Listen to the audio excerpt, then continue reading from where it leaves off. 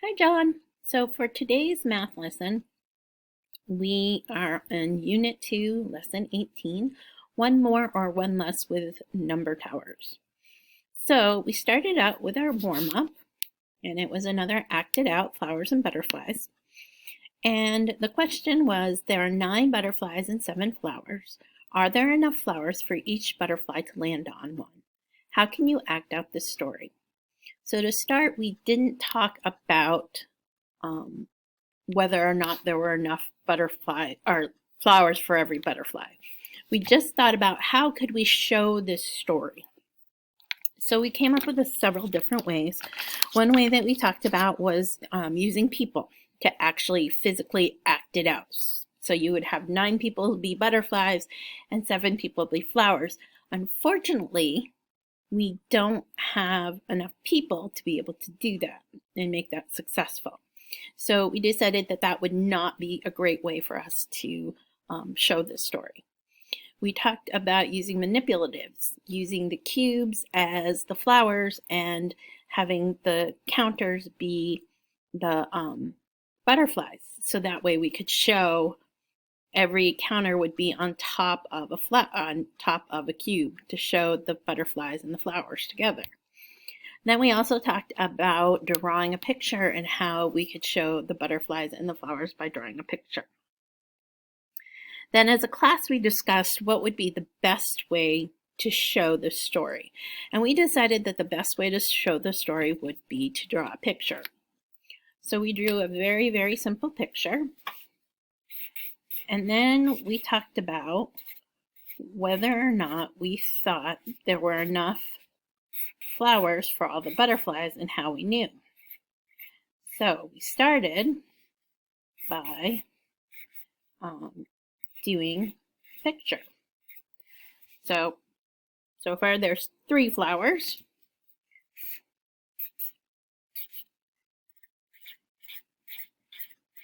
There's 4, 5, 6,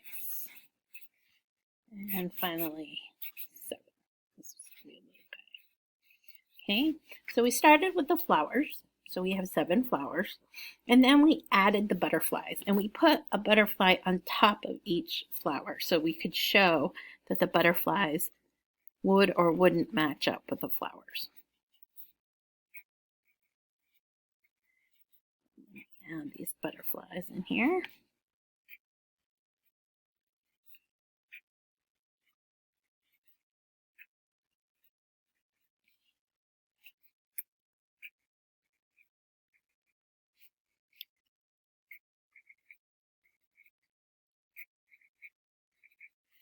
And so we ended up with a picture that looks like this, that showed that there were 7 flowers, and it showed all the 9 butterflies. And it showed that 2 of the butterflies, this side, would not have a flower to land on.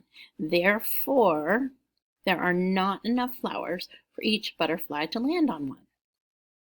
So that was the first part of math today. That was our warm-up for today. Then what we did was we played a game called What's Missing. And in this game we had to make number towers again and put numbers underneath them, numerals underneath them, just like you have been doing, and just like this. And then what they had to do was, this is a partner game, so you're going to need somebody to play it with you. But what we did then was we took one of the number cube towers and the number below it, hid that while our partner had their eyes closed, and then the partner with their eyes closed had to figure out which cube tower was missing, which one the other partner had taken. For you to do this activity, because you don't have enough cubes at home, what I would suggest is making a copy of this paper here and then cutting it into strips so that each cube tower would have its own strip. So you would have all the cube towers, and then you could lay them out on the table or on a floor, and then hopefully mom or dad could play with you. And again, one person, you or dad or mom, would cover their eyes.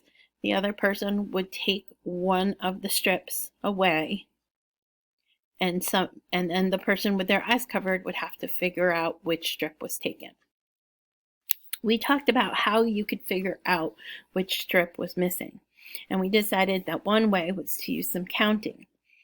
We also talked about using what was around the missing stick.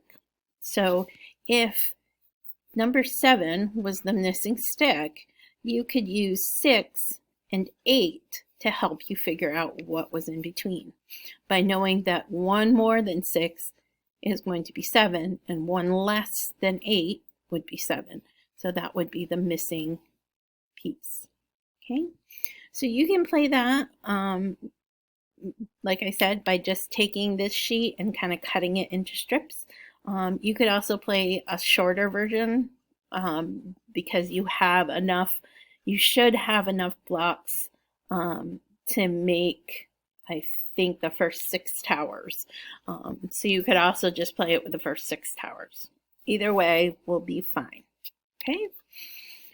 After that, we talked about, let's see, did that. Okay, and then we did a one more, one less. Okay, so again, you're going to need a partner, and what you're going to do is one person's going to build a tower and write down a number to show how many cubes are in the tower. Then the other person will make a new tower with either one less or one more. And then we had to figure out how many cubes could be in that tower.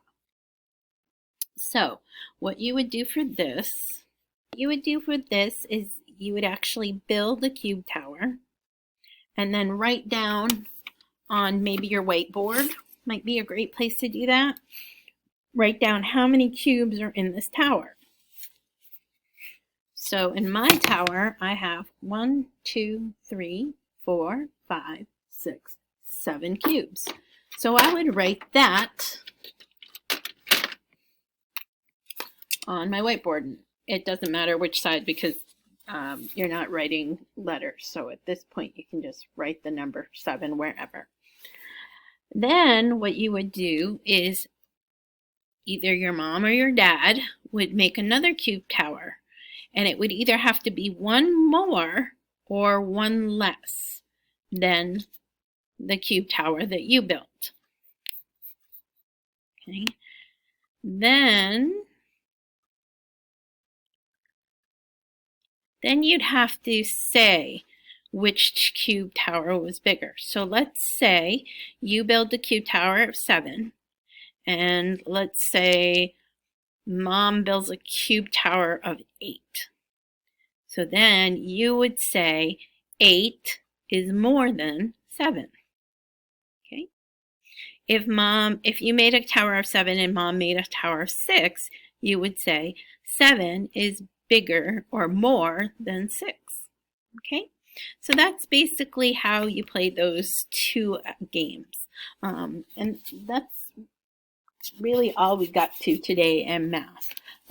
So I hope that was clear. It's a little hard sometimes to do some of these lessons distantly because I know you don't have all the materials. So that makes it a little trickier. So I'm trying to find ways for you to do the same activities but in a different way. So let me know if you have any questions or you are confused by anything that was in this video, and I hope to see you soon. Bye!